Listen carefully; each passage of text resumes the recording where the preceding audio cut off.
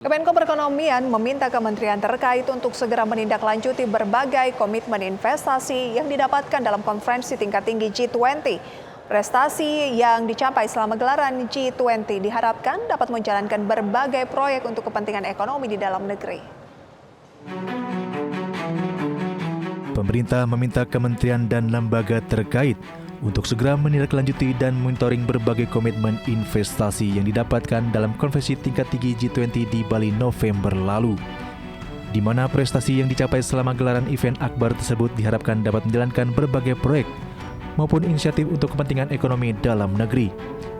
Dalam sambutannya pada malam apresiasi sukses presidensi G20, Menteri Koordinator Bidang Perekonomian Erlangga Hartarto mengungkapkan bahwa berbagai komitmen investasi telah didapatkan Indonesia, salah satunya ialah Partnership for Global Infrastructure and Investment senilai $600 miliar Amerika Serikat selama 5 tahun ke depan dalam bentuk pinjaman dan hibah untuk proyek infrastruktur berkelanjutan bagi negara berkembang.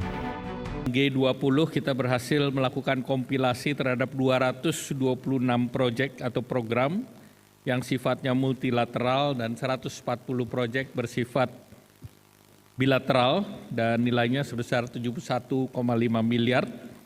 Dengan berbagai proyek ini Indonesia memanfaatkan kesempatan presidensi G20 untuk meningkatkan kepercayaan dan keyakinan negara-negara lain untuk bermitra dengan Indonesia.